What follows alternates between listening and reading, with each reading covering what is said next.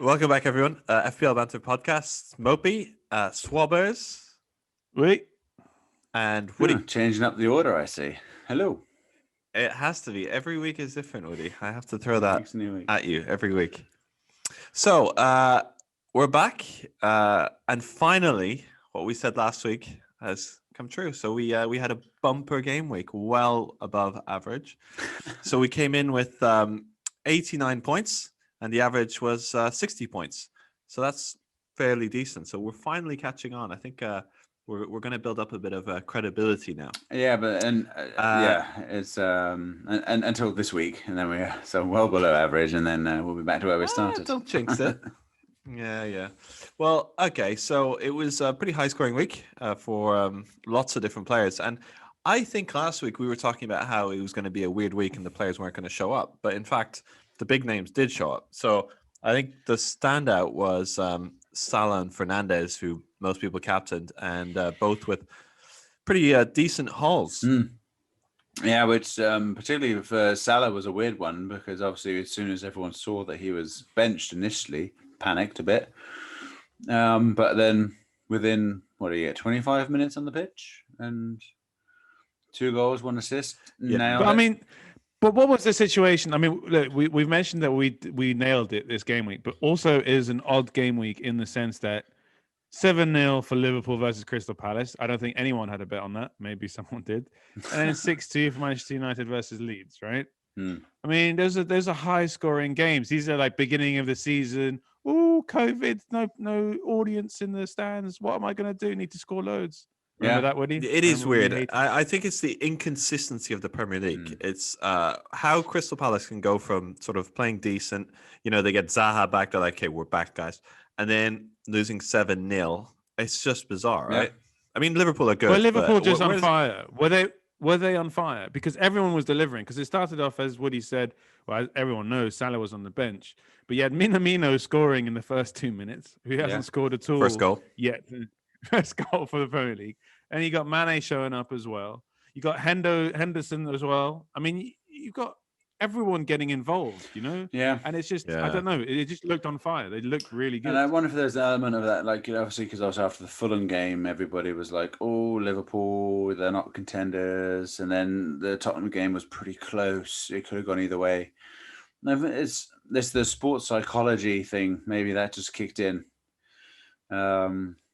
And took everyone by surprise, including Crystal Palace. Yeah. And so, so for non-owners like myself, when we saw Salah bench, we were celebrating. And then he came on and mugged us right off. He ruined my Saturday. Thanks, mate.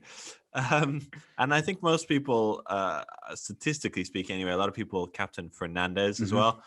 And he just only went and I think he saw Salah's haul on Saturday, the haul, and then he said, well, if you can do that, I'll show you what I can do. Yeah. And, I'm not sure he saw Salah's hole, but I'm sure he saw his haul, yeah. I was hoping I could gloss over that. I mean, maybe he did. Maybe he did, I'm not sure. I mean, I'm not deny. So, 17-pointer. And actually, it's his second 17-pointer of the season, which is pretty significant. So if you don't have Fernandes, get him. It's like almost. Well, I mean, we definitely said in the game week build up that Leeds United was going to be a scory game. It always was. How Bielsa is going to go out, and that United play on the counter. I mean, I don't think anybody knew it would be that scory, and particularly was it 35 minutes and they were 4-0 up with McTominay. The dark horse. Yeah, I mean, McTominay. McTominay, no one owns a. No, it was No, definitely. It was one of those strange game weeks, and even then we're coming to the Leicester. It was really Tottenham, strange. Leicester Tottenham game. I mean, no one would expect Son and Kane to get nothing, and Vardy to get 14 points. 12. And the thing with Vardy is that he could have actually had more. He was playing really well, and I think he's found his form this season, it would appear anyway. And he seems to be able to deliver against the big teams, which is good news because they've got some difficult fixtures coming up. So definitely don't write off Vardy. Also, just Leicester generally, like they're one of these teams that hit and miss. Like every now and then, like you think they're on a roll, and then they have a terrible performance and lose 4-0 to West Ham or whatever it was. 3-0 to Fulham. Yeah, exactly. Yeah, things like that. But if you stick with them, stick with your Leicester guys. I think there's and not just Vardy, but defenders and guys like Barnes and Maddison. Oh, matters. Yeah. Well, actually, since Madison's been back, it just seems like he synergizes really well with Vardy, right? It seems like that's kind of it's a bit of a David Beckham, Gary Neville combo. Would you? I that always had more Scholes, Van Nistelrooy. Huh. Oh, okay. Well, Scholes than anyone at Manchester United, really, up front. To be fair. He's a classic player.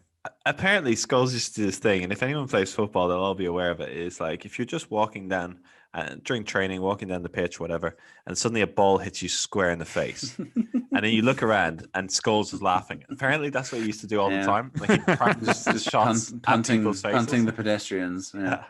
It's like the most painful thing, but you don't want to give the guy pleasure that you're in pain, so you have to just kind of walk it off. So anyway. Another thing that came up was Everton beat Arsenal. Once again, that was a surprise, really, was it? No, but DCL shown up again. Yeah, and DCL has basically shown up in every single game week, bar one in the past almost 10. Even if it's just with an assist, he's just kind of every. It's just week, a solid something. banker. Solid banker. Yeah. Another surprise for me was Man City against Southampton. It was 1-0 only. Did you see that coming? Yeah. No, honestly, I did. I mean, it was one of those fixtures that actually could have got a... Why you laugh? Totally. Why you laugh? Why you laugh? Why you laugh now? It could have gone either way. Because Southampton have been playing really well. They've got very strong team ethic, strong strategy. They're in a really good place. So, yeah, I mean, if So did Ingsy get injured in that game?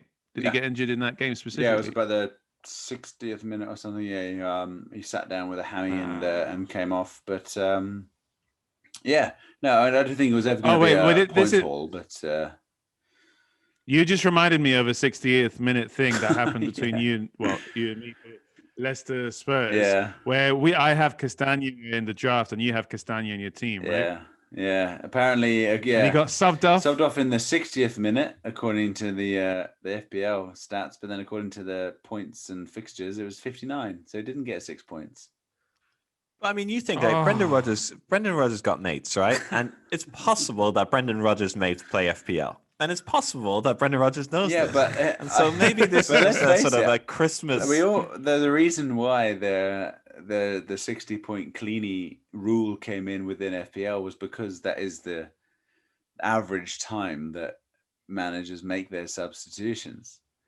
So for someone to turn around and say, I think that's 60, no, mate, I think that's 59. That's just, I mean, splitting hairs. You talk about VAR and splitting hairs, shirts and collars and elbows and stuff. Yeah. But another thing we were talking about prior to the podcast is basically if you're in a league, which I'm sure you are with your mates, and your mate has a player and something like this happens, this is, there's warranted banter there that needs to be given. Even though it's not something you ever want to happen to you, when you see it happen, everyone gets a little bit of pleasure from it, right? Yeah. You got to dish it out. Speaking of which, how did Gross do this game? About as well as Laporte. All right. I'll own this one. Okay, so I got Gross 2 or 3 weeks ago, and because Brighton had pretty good fixtures. Turns out they were shy anyway. But Gross didn't even bother to play, did he? Oh, no. So he's on set pieces. He's on penos now.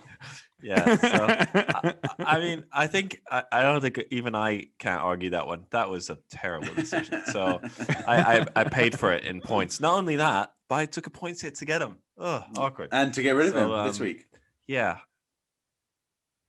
So if you were, if you were like me, I went and our team actually, Captain Grealish, and I was looking at the points haul at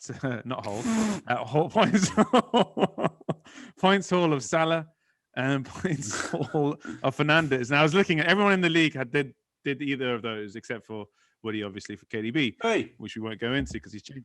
But I was looking at Grealish the whole game. I was on the edge of my seat. I was like, he's got to do something. He's got to do something.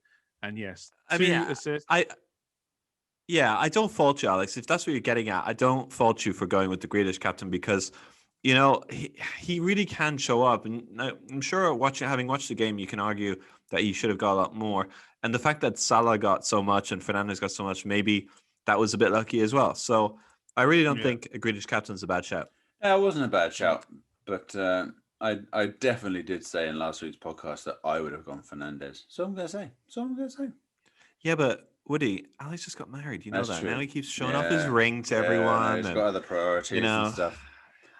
Pictures. Have you seen the wedding pictures? So, it's got other things. It's a beautiful. Of course, it's a beautiful wedding. But speaking of which, I didn't get to choose my team, but I am happy with the team we have chosen. Yeah. So it's kind of 50. We'll roll it next week. We had This is it. We need to try and remember that Alex gets one carte blanche because it's our wedding gift to him. Anyway, it won't be this game week, but yeah. So anyway, yeah. Let's move on into our team of the week. So before we do that, there's something that I like to bring up, because if anyone doesn't know already, Woody loves KDB a bit too much and has decided to captain him for the whole season, which is great. Like, we respect this theory of his that, you know, even if he's doing badly, he's going to stick with him. But every week we like to tell him about players that have outscored him so far. And let's not forget, KDB is 11.8. So Alex, it wasn't at the start of the season. It was 11.5. No. Yeah. So I'm going to start with Nick Pope on 66, KDB on 65. Yeah. I mean, that's, Alex? He's had a good run. Injured Chilwell, who I also have, by the way, so it's not that bad. Yeah. Oh, I've got one for you. Martinez, who has a game in hand, and he's a goalkeeper. Yeah, I don't have him. But anyway, don't worry. We believe that KDB will come. No, good. I do too. So, So stick to your strategy. It's good for all of us beating you in the league. Right. KDB, by the end of the season, will have at least 200 points. Like, no one's going to dispute that. Like, no one's going to... KDB will not get to the end of any season and have, 160 points. So he's got 200 in him, which means he's got 140 left, which means if I captain him, that's 380 in the bank. And that's what I'm sticking to. Interesting. Okay. Right. Should we get on to our team of the week? So we do a team of the week every week, and this team fits in 100 million budget. So you could get it on a wild card. So it's a fair team. It's decent. So shall we start off with defense and goalkeepers? I feel like I'll volunteer for this one because I haven't done it. I haven't done defense for a long time. I'm very happy to do this defense because I think most of it would be my influence. Okay, go for it. All right. So this week we are doing a 3-5-2 formation. Possibly a little bit of an obvious choice in goal, but we had the cash. So Edison, Man City versus Newcastle at home, with Newcastle's form, with their COVID stuff, the fact they just lost to Brentford in the cup, they're not in a good place. So we're pretty sure that's a guaranteed cleanie. You heard it here first. So maybe it's Woody, just a quick point there with what you just said. Something that no one ever talks about is the COVID thing, in particular, the fact that if a player's already had it, I mean, the science isn't there yet, but look, Salah's had COVID. Therefore, is he kind of a safe bet from COVID? Is it less likely he will, the way any player can get it any time? So we just don't know. Whereas if Salah's had it, do you know what I'm saying? Do we not consider this enough? I mean, as you say, the science isn't there. I mean, if so, he's already had it, but does that mean he couldn't test positive again?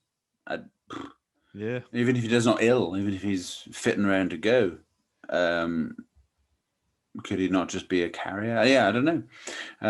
I just think it's one of those extra wild card situations that we have to build into our team with deep a bench, because you just never know. It's just I think it's just one of those things that you never know. But so with that in mind, moving on, I think there's only one of our team which has actually been confirmed with COVID, which is Salah. So I don't think it will affect our team selection. So moving on to the rest of our defense, I say the three that we're playing will be Zuma, Robertson, and Dallas. Zuma's playing Arsenal, Chelsea, Arsenal. Arsenal not great going forward, and Zuma's great from set pieces, and Arsenal are terrible at defending them. So not only is there a pretty high probability of a cleanie, great odds for offensive points, attacking points from the corners. Robbo, he's been in great form. Liverpool defense. Liverpool as a team in general back on song, playing West Brom at home. The Big Sam effect has not kicked in, or it certainly didn't last weekend. It was tragic. Yeah, but could this be the Big Sam masterclass this week where suddenly he outdoes Liverpool? Was it Watford last season when what's his name? Oh God, yeah, remember Pearson. When Pearson came in, took on Watford, and they beat Liverpool 3-0 at Craven Cottage, didn't they?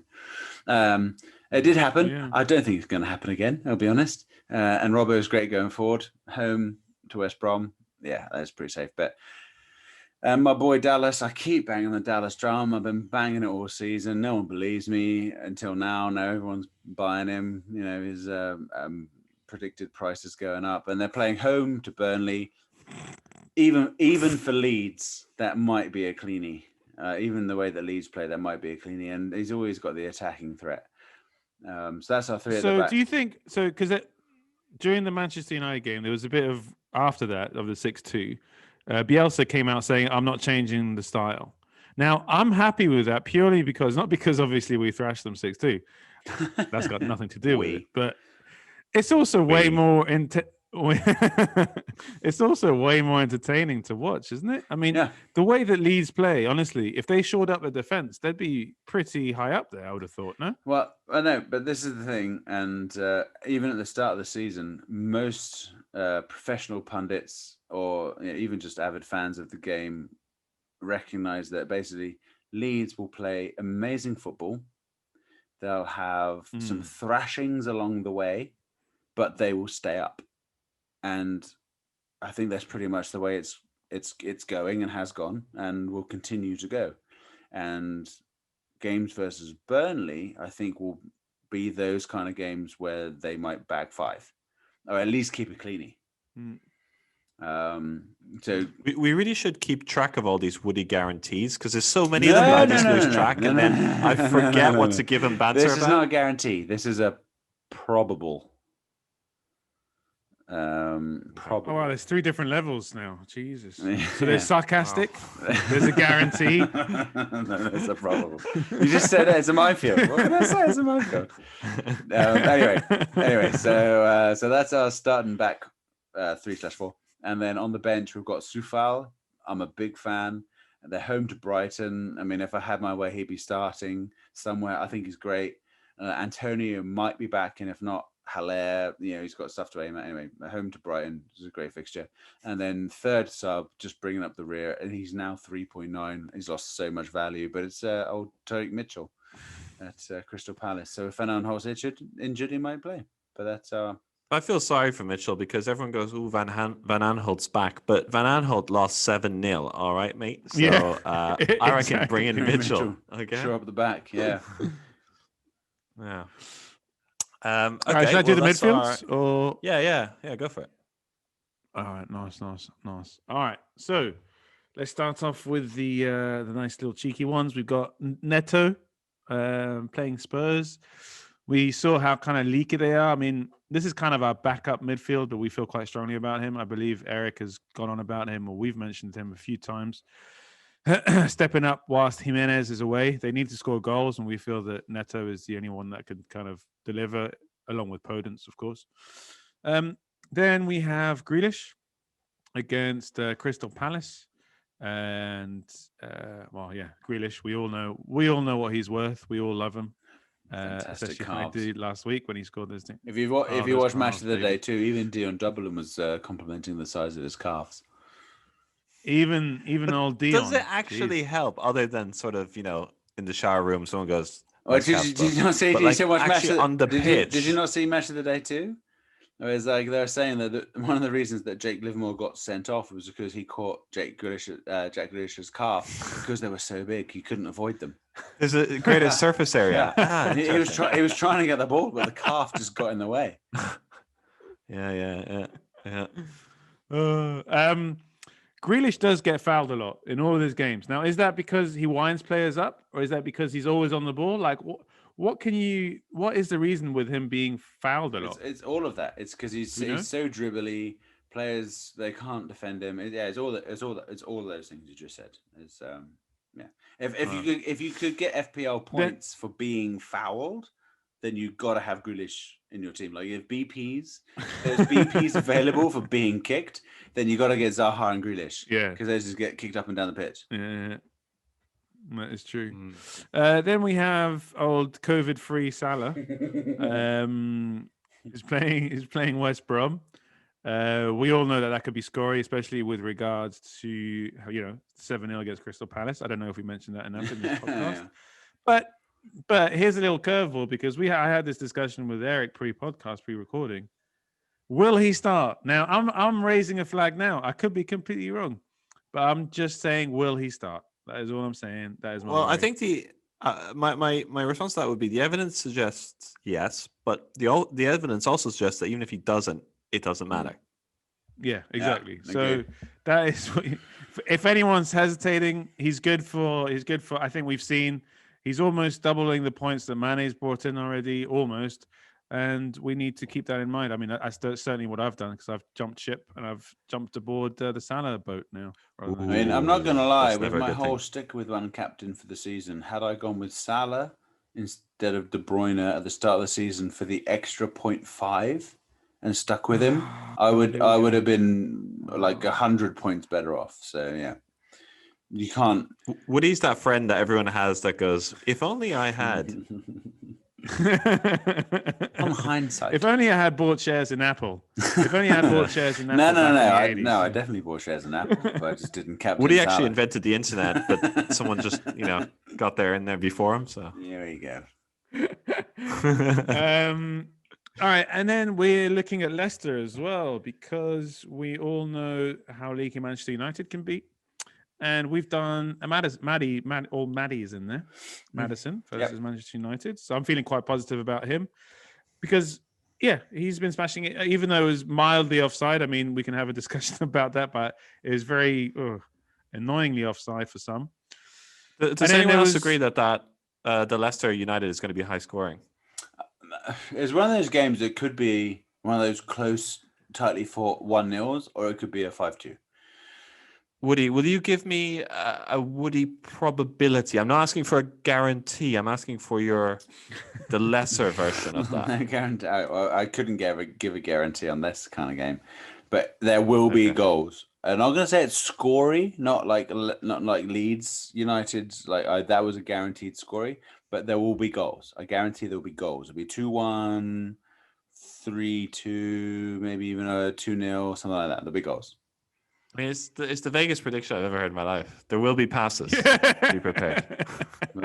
That's what you get at Casino Woody. And then finally, to round off the midfield, we've got KDB for Newcastle. Guaranteed goals right there. That's guaranteed. There's the Woody. That's the Woody promise. All right, so we got Neto, Grealish, Salah, Maddison, and De Bruyne. Okay, and Alex, just to go back to something you said before, Jack Grealish. So I've just got some stats that I read the other day, and I found them again. So this is in terms of Premier League where Jack Grealish ranks. So final 1/3 passes completed first with 271. Duels won first with 123. Touches in the opponent's box first with 108, and fouls won 56 first again, and chances created 43 is first. So you can't ignore those stats. You can definitely touch my box. Can he touch Salah's? Let's not go there. Anyway, so that takes us on to the attack. So today we're playing 2 up front. So we've gone with Adams away to Fulham, and Ingsy's out, and Adams been in form anyway. So we were trying to figure out whether Adams plays better with Ings or without, but I guess the conclusion is he seems to show up either way. Yeah. So that's a pretty reliable thing, and Southampton are good. They're also great on set pieces with their big centre backs. And our other striker is DCL. Who else? Like we already mentioned. Yeah, Sheffield United away. I mean, it's one of those fixtures you'd expect him to get in the score sheet. And he might be due a haul this time because it's been a while. I'm waiting for that. Yeah, I'm waiting. Yeah, I say he's been turning up, but he hasn't really nailed it. I think he hasn't scored for a few weeks, just been assisting. But yeah, no, agreed. That's true. And so our third striker who's on the bench is Chris Wood for Burnley. Yeah. So he's more of a filler. But this I'm a big fan of. Like, if there is anyone that doesn't play, Leeds from set pieces, defending are a nightmare. And Burnley, that's where they get most of their goals. So I actually think Chris Wood against Leeds, I think that is, I won't say points in the bank, but he's definitely high probability. Woody, I will offer you this. Take it or leave it. Neto for Wood. I'd take it. I'd take it.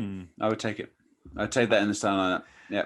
Well, there it is. It's a real-time change with Wood coming on and Neto coming off. Upon my head be it. Upon my head be it. Yeah, no, that's fair. So it's become a 3-4-3 with Wood up front and Neto on the bench. Sorry, Neto. Don't get me wrong, he's a great player, but Tottenham, not so sure. I think where Burnley are going to get their goals, as my prediction last week, with Wilson and Fulham, where he's going to get the goals. Did that come true? Did it not come true? I think it came true. Do we all agree? My prediction, Yeah, I did. Yeah, thanks. Was it a guarantee? That was a Wood guarantee. Would I guarantee Wilson goal against Fulham? So I'm going to guarantee this: Wood goal against Leeds. I'm going to guarantee it. Would I guarantee? Okay, let's talk about captains. Captains, yeah. I mean, Wood? Is there any other choice? Should we do Wood? Then Wood, right? We're all thinking it. KDB? I think personally, with the fact that KDB was rested in the Carabao Cup against Arsenal and he's home to Newcastle, I would go KDB. That being said, the Salah and Liverpool wildness, you could go. I think you go either of those two. In fact, I think I would go Salah actually. Yeah, I'm leaning Salah. Alex? See, I'm leaning KDB, but let's do Salah and do vice KDB, right? Yeah, I think because he didn't start. I'm interested to see how this happens. Yeah, it's an interesting week. I think either one of those is a good bet, but I think Salah. I reckon Salah. Yeah. Okay, and so now this is something else we wanted to talk about that will be on everyone's mind now is the double game week. Which is preceded by the blank game week. That's game week 18 and 19. And so tactics building up to that. So we're not going to go into too much detail today. We'll just do it close to the time. But we thought we'd just talk about 3 different tactics that you can employ as of now if you want to start planning for it. So Woody, do you want to take us through the first one? Yeah, so I think probably the most popular or most obvious would be the free hit for game week 18, followed by one of your other chips if you've got them for the triple captain or the bench boost for game week 19. I mean, I think that seems the most obvious initial decision because the way with COVID and the calendar and stuff, you're never going to be really sure that there's going to be another game week where there's very few teams playing. I think it will be more that going forward, it'll be game weeks with extra fixtures added. So I think game week 18 is likely to be the only fixture week of the season with minimal teams, or as in less than 10 fixtures. So I would say that's probably the best time to play a free hit just to maximize your points. And then going forward, you're looking at your triple captains and your free hits. They're triple captains or bench boosts. So yeah, I would say personally free hit game week 18. Then looking at game week 19, obviously you've got your obvious choices: Liverpool, Man United, Chelsea, all got double fixtures, not necessarily easy fixtures, and then you've got the FA Cup racking up the weekend after. So it's based on who's still left in the FA Cup round 4. Okay. Okay, that's one tactic. And Alex and I will talk you through 2 other ones, which might be a little bit more unorthodox, but they are tactics nevertheless. So The one I'm going to approach is building up your team basically normally and it's including for game week 18, and then free hitting on double game week to get everyone that you might want. So what I'm saying is there's some teams in game week 18 and also the games leading up to, like Spurs, who have great fixtures up to game week 18, and Man City, who you might want. So you might want to have Kane for the next 3 weeks. You might want to have City players like KDB. You might want to have Grealish, Wolves, Everton, Crystal Palace. A lot of players in that game week 18 you might want to have. So the idea would be you would build your team normally, include all your Kanes and so on, and then free hit to have the perfect team that you want closest to the time for the double game week. And then you can really go all out and get what you want. Now, the downside to that is you cannot play a chip because you're already playing your free hit. You can't play twice. So that would be tactic 2. And Alex, you had a third one? Yeah, so the third one, which actually was good that we spoke about it because I wasn't aware, and it kind of flew over my head, the fact that we actually have, I don't know if anyone is like me, but I completely forgot that there's another wild card that'll be available to us from January onwards. So it would start off by being a wild card for game week 18 and then doing a free hit. Obviously, you do a wild card for game week 18, i.e. a team that you're kind of happy with moving forward as well past game week 19. But then you get a free hit for game week 19 as well. So that's the kind of approach you could have. What are you guys going to do, though? What are you guys thinking? I mean, I'm probably leaning towards tactic number 1, which is build up my team for the double game week and free hit for the blank. But that might be the wrong thing to do. Yeah, I mean, time will tell. But I mean, weirdly, just through complete coincidence, and I still don't understand why the fixtures have been arranged this way, because it doesn't seem to create any rest for the players of the teams or anything. But anyway, it's obviously well beyond myself. But my standard team already has most guys playing a double game week in game week 19 anyway. So I think I'm likely to play a free hit for the game week 18 for the fewer fixtures, maximize that game week, and then just keep my team. I've got a lot of players playing double game week anyway, so yeah, free hit and then maybe a TC. Okay. So we'll finish off with just a quick fire round of some players that you might want to transfer in this week that might not seem as obvious. So just get a little bit of a reaction at you guys. How do we feel about none other than Diaz? Pep roulette. Yeah. Pep roulette. Roulette. Anything in the defense. Yeah, unless it's the goalkeeper. Apart from Edison. Yeah, if it's not the goalkeeper. Maybe Stones because he's cheap, but Diaz no. Okay. All right. I'm going to hit you with some beautiful white teeth now. Firmino. Firmino? Did you say Firmino? Literally, for me, no. Get out. No, I don't think so. For me, no. Okay.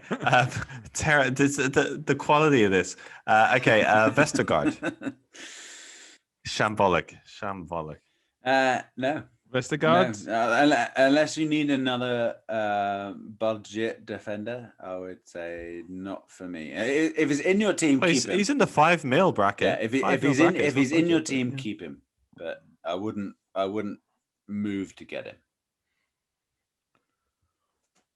Okay, and last one is Zaha, because everyone seems to have got off the train. Is it time to get back on that train? Is there going to be Aston Villa away, Leicester, Sheffield United, Arsenal? Aston Villa have a strong defense at the moment, so I would say no.